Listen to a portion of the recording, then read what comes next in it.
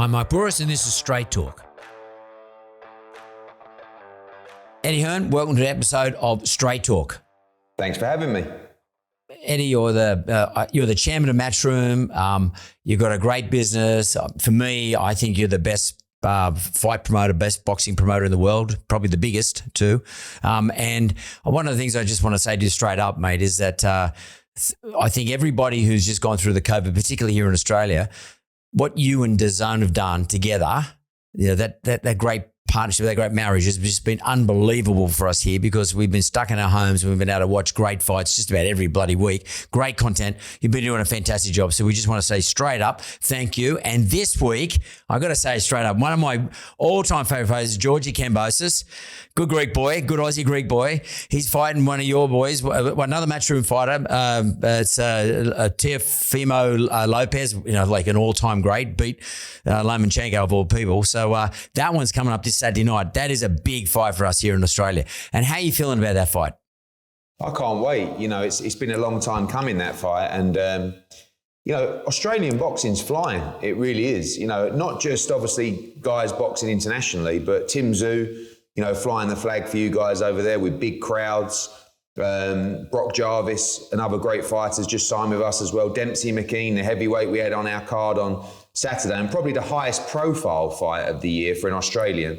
Definitely this Saturday at Maddison Square Garden. George Kambosos, who's full of fire.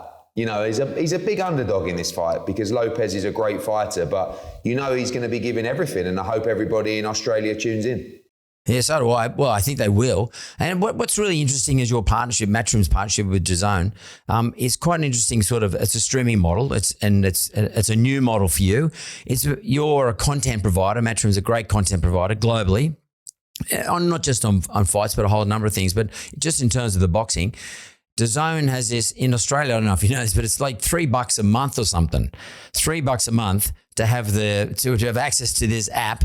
I use it. I'm always on DAZN. I watched a whole heap of fights on DAZN. I enjoy it a lot. It's so cheap, so accessible, and the stage show, the production is really bloody good. And I want to ask you this: how much of your personality, how much of Eddie Hearn personality is in the show? I'm talking about the whole show, the whole thing, all the warm-ups, all the training episodes, all the weigh-ins, all the post-fight, all the discussions, everything. How much of Eddie Hearn's own personality is in this? Well, it is a show. That's the key phrase, the key word. It's a show, it's an event. And that starts from the inception of a show. That starts from the announcement, for the opening press conference, to the content, to the build-up. You have to engage the fans at all time. You have to get them excited. It really helps when there's great personalities as well. Teófimo and George is a good example. But, everything that we try and do, we try and bring freshness to it. We try and bring, almost like that sexiness to the event where you want to be there. You want to tune in, you want to watch. You're quite right that, the value for money on DAZN at the moment is ridiculous because it's just a soft launch, if you like, of this global model in some markets, particularly Australia. And, as you say right now in Australia, you can watch just show after show after show for a couple of bucks a month. I can't tell you that'll last forever because when we come to Australia, they're going to have to put the price up slightly, but still much cheaper than those traditional pay-per-views that you're seeing right now that are very expensive, when Tim Tszyu and those guys fight. So in terms of our events, we want to make them different. We want to make you feel like you're going to an event when you're there. You're tuning into an event, not just a fight. And we have to try and get the fans engaged and invested from the inception of that fight, from that initial announcement. But it seems to me that, Eddie, that you put yourself into it. So I learn as much about the events that are coming up. I learn as much about the fighters from you as I do from any other part of the whole program. So I follow you on Instagram. I see your Instagram stuff. I see you hanging out with them. I see you talking to them. I see you look like you're good mates with Anthony Joshua. You look like you're friends with all these dudes. I watched the Brock Jarvis fight. I'm a big fan of Brock Jarvis. I watched Brock Jarvis fight. I saw you talk to Brock after the fight. I heard Brock tell me what you said to him after the fight. You're really personally invested, whereas any other platform I watch the fights on, other than the UFC, I don't see that. Well, and I'm going to ask this, is there a business model? Yeah, look, also every platform helps. So, DAZN is a huge global platform, but I've managed to build my own platform as well, in terms of being able to promote these events. And UFC is a fantastic business, and we look at the UFC. I always tell our guys, watch what they're doing. I have no shame in telling people that occasionally we will copy what they're doing. And they've been trailblazers in fight promotion. What Dana White has done is he's become his own brand as well. He's become his own platform. So yes, the UFC itself has its own platform. It has its own broadcasters, but Dana White may have the biggest platform of all of it, and he is the vehicle to promote these fights. Very similar to myself. I've built a platform on social media to enable me to push these fights, to push fighters, to push their profiles. But the stuff you see is natural. I love boxing. I love trying to help people realize their dreams and ambitions and create a legacy in the sport. And, some fighters, obviously, I'm a lot closer to than others, depending on how the managers and stuff like that let you have a relationship with them. But, our model is very similar to UFC. And now with this global rollout with DAZN, when we come to new territories around the world, that's when people know us. So when we come to Australia next year, fight fans will say, oh, Matchroom's coming to Australia, just like they would say when the UFC are coming to Australia. It's the brand, it's the fighters, it's the show, it's the whole package. Yeah, it's interesting in business. I mean, my podcasts are normally around talking to businesses and new businesses and startups and also mature businesses. And we always are talking about, like everyone thinks there's some new technology, but at the end of the day, very few new things exist. Just very good things exist, and they've always existed the whole time. And you just said something interesting about UFC or Dana White. What he's done is quite intelligent, very smart, but very, very effective. And there's nothing wrong with copying him. I mean, like to an extent, because what their shows are very entertaining. It's different at boxing, it's different on the ground, and all that sort of stuff is different. But you putting your personality into this has been extraordinarily important, I think, in terms of your success, Matchroom's success, and ultimately DAZN's success, because they're feeding off your content. Why does Eddie Hearn love boxing so much? What does boxing, I don't mean in a business sense, just as a participant, someone who likes to watch and be part of it, what does it do for you? I think boxing is the greatest sport of all. I mean, it's so raw, it's so intense, it's violent, it's beautiful, it saves lives, it makes lives, it creates legacy. I've seen it since the age of 8 years old, from being in fighters' dressing rooms to carrying out their world championship belts to seeing fighters, unfortunately, get injured or even lose their lives. I've been there. I've seen absolutely everything in the sport over 35 years. And it's just something that engrosses you. It's an addiction being involved in the boxing business, because there's nothing so exciting. The characters, the fighters, the business, every fighter has a great story. And generally, every fighter is actually a great individual as well. And there's something endearing about these guys that, have battled their way out of where they come from. Every fighter comes generally from a tough background, and to see them rise out of that, to see them create something for their lives, to see them create legacy. And it's the moments, it's the ups and downs. It's the times where you feel like you're crushed to your knees. It might be Anthony Joshua losing to Andy Ruiz at Maddison Square Garden. And then, it might be the joy of him coming back and winning a rematch and becoming a two-time heavyweight world champion. Those highs and those lows, you can't buy in any other sport. I mean, we're lucky to work in so many great sports. Another one, darts, that's flying in Australia as well. It's a huge spectator sport here in the UK. But boxing, there's nothing like it. There is nothing like it. And I just feel that it's such a huge sport that, although is extremely popular among broadcasters globally, still has so much potential because of the drama. But we have to keep telling the stories. Because it seems to me, Eddie, that you get the boxers. I mean, you've done a little bit of amateur boxing from what I've read, but you've lived them. You live their lives through what your dad did in the earlier days and through what you've done since then, and you've sort of been born to it to some extent. but it looks like you get the fighters, you get their struggle, you get how hard it is for them to make weight, how hard it is for them to live with their families during the period when they're sort of completely committed to training and getting ready for a fight over a period of 12 weeks, whatever it is, and all the things they have to sacrifice. Is there something in them that you see in yourself in terms of maybe how you've lived your life or how you've had to push your way into your business? I mean, like you've had to fight your way into what you do. I mean, all right, your old man set it up before, but nonetheless, no one's hands anything to Eddie Hearn on a plate. You have to fight your way into these things. You have to earn your way through it. I think in some aspects, obviously I think they've got a much tougher job than I have. What I do can be mentally draining and, can be frustrating at times and can be quite arduous, but it's nothing like what they have to go through. And I just have so much respect for these people. When they're putting in the work that they do, the effort that they do, it's a tough sport. You talk about making weight. I've been there. I've been making weight with fighters, trying to help them to get over that last hurdle. I live and breathe it with them as well. But I think there's a lot of similarities between boxing and business as well. Consistency is key always. Hard work, determination, a relentless mindset, winning mindset, and the ability to bounce back. Like I said, that's also key. Some days you don't have a good day. Sometimes things don't go well. But if you believe in yourself and you do the right things and you're good enough and you're consistent, then you will get results as well. And I think that's sometimes difficult to drum into someone with their kind of background. Yes, they're tough, but it's about man management through the levels. When a young fighter starts out with nothing and then they start making money, and they've got the distractions of life, whether it's their friends, whether it's a social life, whatever it is, sometimes it's difficult for them to take that all in and still be the same hungry fighter.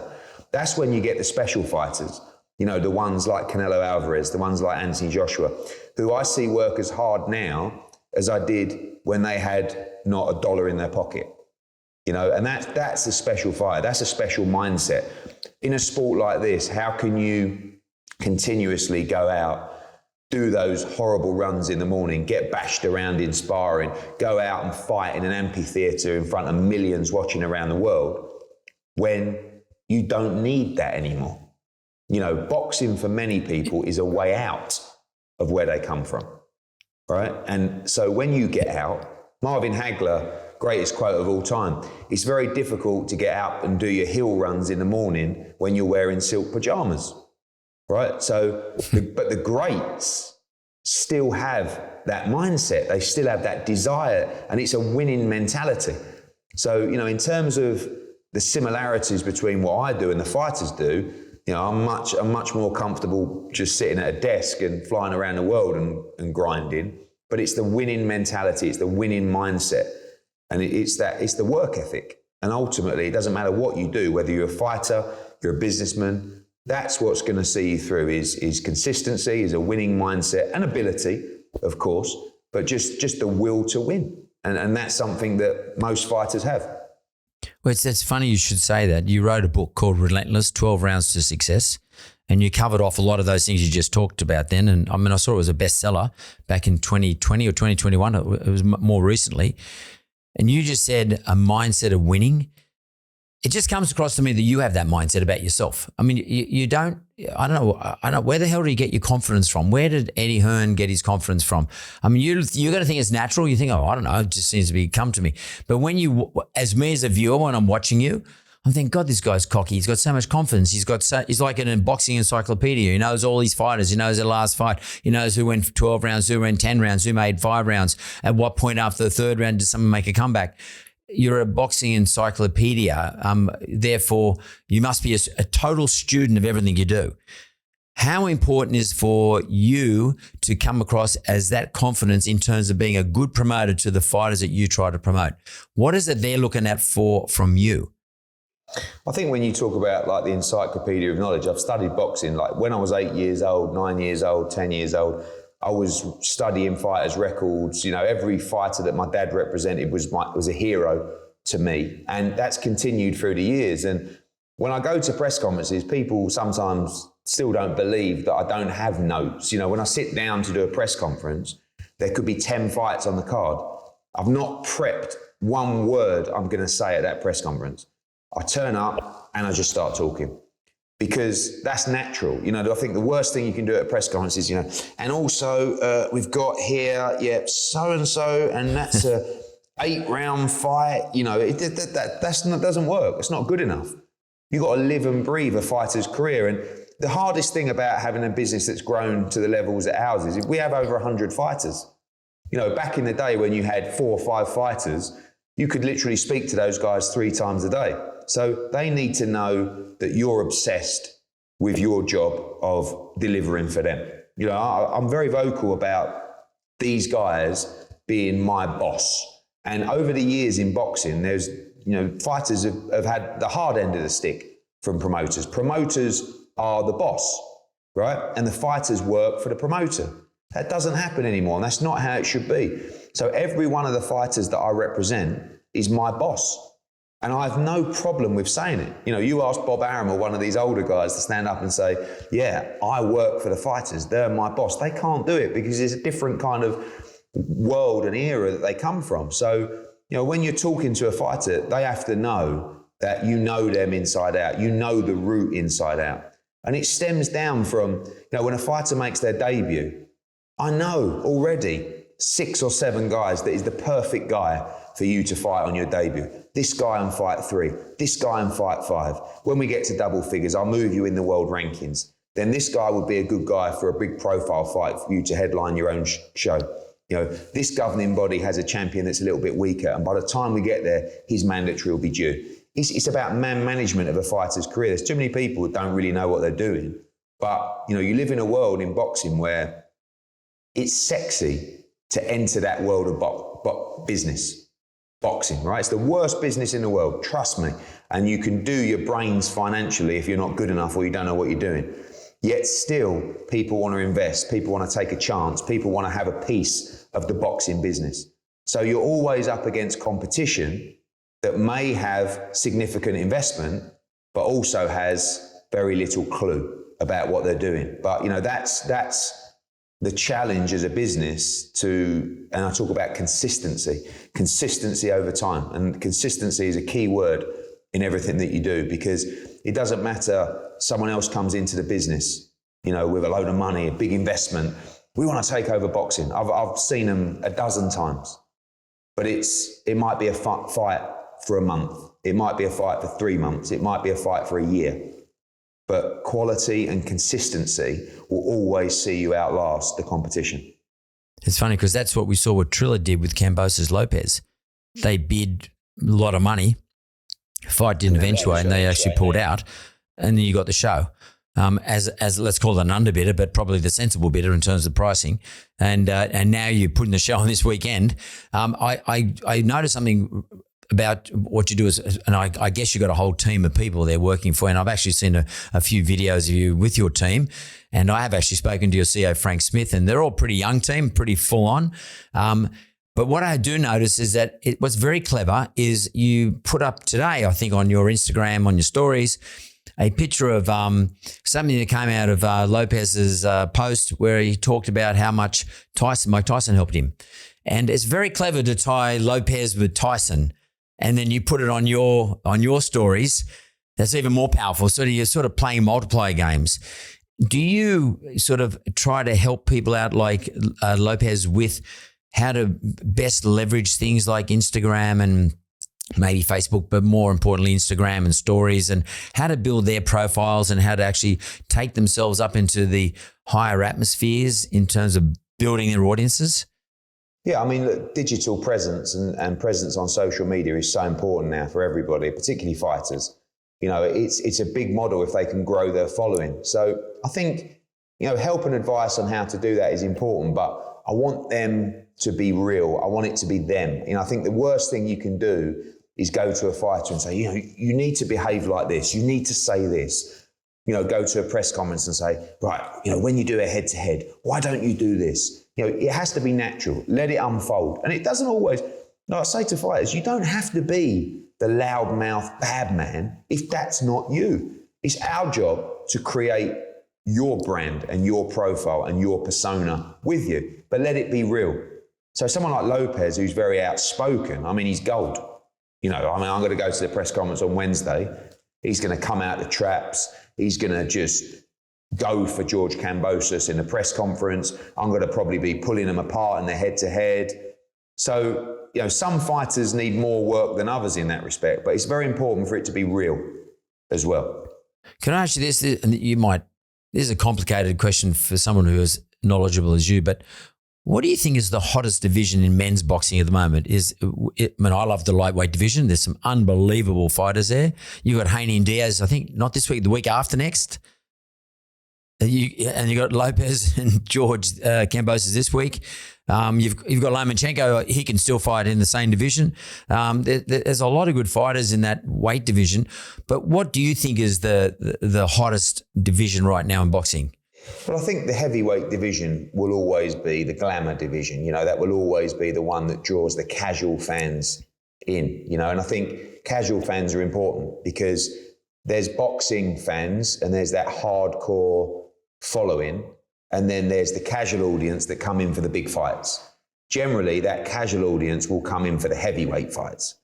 But right now, when you look at the lightweight division, I do think that is the most attractive division in boxing, but only if they fight each other. You know, people keep talking about the four kings, Haney, Lopez, Lomachenko, and Gervonta Davis. But you're likening those four kings to the real four kings, which is Hagler, Hearns, Leonard, and Durant. So, you know, the lightweight guys, you can't call them kings yet. They're princes because they're not fought each other. You go back to that era that I talked about, they boxed each other, and they boxed each other once, twice, you know. And that is the key to making a division great. That's the key to making the sport great. You imagine all of a sudden we got Teófimo against Devin Haney, or we got Gervonta Davis against Ryan Garcia, and they could fight each other, Garcia, you know, 2-3 times for the next 3 or 4 years and make fortunes. But it's having the desire to do it. It's, you know, the politics of the networks. It's the egos of the promoters. It's the training. It's so many different things. So every now and again, you know, particularly with Teófimo and Devin Haney, I believe, you know, the dads have almost shook hands on this deal, saying, I promise you, we get through our 2 fights, we'll make this happen. And, you know, they've both got tough fights, but you need to see the guys fighting each other. I saw those two dads going at it, and I saw you standing in the middle after, it could have been after the Canelo fight, I can't remember, but it was a fight a couple of weeks ago anyway. I saw the dads ripping into each other. That's Haney and Diaz, was it? It was Haney and Diaz having a crack at each other? Was it those two dads? It was such good television, such good theatre for the fight game. And I saw you sort of standing there thinking to yourself, give me more. Like boxing just never stops. Give me more, give me more, give me more. And by the way, I'm just going to say it straight up. I mean, you've also got Brock Jarvis in the same division now. So, and Brock had his first international fight a couple of weeks ago against Frias. And like, I don't know, but your heart must have been in your mouth in that round 2. Unbelievable, eh? Unbelievable. How he came back. Yeah, I mean, I don't know how he came back. I mean, because, you know, it's difficult for these guys because, you know, as big as Australian boxing's getting, everybody wants to come over and box globally, right? Because they feel that Australia is a small pond for boxing and they want to spread their wings and become a global star. Actually, Australian boxing is getting bigger and bigger and you know, we'll be there soon. But you look at even Dempsey McKean, you know, boxed at the weekend. He was so nervous. You got Ebony Bridges came over. She's made huge noise in the US. Sky Nicholson is here as well at the moment, you know, looking to potentially turn pro. But with Brock, he just came out and I'd said to him in the change room before the fight, just relax. Don't be too keen to impress. And he didn't listen to me. You know, he went out there like a train. He got caught cold.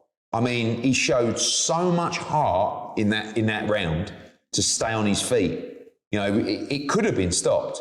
But then to dig down and bite down on the gum shield and come back and force the stoppage, that shows me, forget ability, you know, that shows me tremendous heart. And I know he's got ability. And sometimes that heart doesn't exist. There's many fighters there that would have taken a knee and just, you know, gone, listen, I'm not about this life. But you know, Brock Jarvis has got a big set of nuts on him. And that's really important when you're talking about fighting at that level. He's got to improve, but we know he's got ability. And if he's got heart, which now he's proven he has, I'm really excited about Brock Jarvis. For me, I'd like to see a rematch between the two of them just to prove any pundits wrong, because, you know, we get people who all experts and they want to say all sorts of things after the event, but it'd be good just to see that as a rematch for me anyway, just as one survey one, just to see Brock actually put the full stop in that whole argument and try and see what he'd learn from that event. Because he would have learned a lot about himself. Not only that he's got a big set of nuts, but he would have learned about the things you just said. Don't come out too hard. Pace yourself a little bit. Don't get in too close. Keep your hand, watch yourself, defend yourself, all those sorts of things. And I heard Jeff Fennick the other day talking. I was at an event with Jeff, and Jeff was talking about Brock, and he said to me that, said to everybody that Brock was so sort of not concussed, but so had been hit so many times in that second round that there's no point talking to him. All he's tried to get him to do is breathe. Just breathe. Just, catch your breath. And that's all he said to him. And then Brock went out and just did what he automatically does. For me, it was a great event. I love the way you come in and you look after him. It's sort of like a bit of a fatherly image. I mean, you're only a young man, but you have this sort of fatherly sort of sense about you when it comes to particularly the younger fighters. Is that something that you naturally feel like is that a natural feeling that you have towards these young men and young women as well? Yeah, I just think, I like to take care of people and I like to give everybody the opportunity. I say to all fighters, that we represent, I promise you'll get every opportunity to succeed. It will only come down to how good you are. And if you're good enough, you'll get the opportunities with us. But I do have a soft spot for fighters, and I have a soft spot for some fighters over other fighters, but it's tough. I think these guys and girls, they need our respect because it's a really tough sport. So if I can make a difference and motivate them or help them or put an arm around them to say, don't worry, look, we're out here, we're representing you, we're working for you, we're putting everything into your career, then it's good, because it's great to have personal relationships with fighters, because selfishly, when they go and win, you get a little piece of that adrenaline, that moment. And as a failed athlete myself, I can't get 100% of that moment. But if I can get 1%, then that feeling you can't replace. I think that's a big statement, and you're English, and English are the masters of understatement from an Aussie point of view. That's a fucking big statement we just said then, because that's a very important driver of you, which is, by the way, is why fans watch the fights. Because we all get a little bit of a piece of it ourselves. Some of us might relate to the fighter for whatever the reason is. It could be where he comes from. It could be the weight division, whatever it happens. It's something we follow.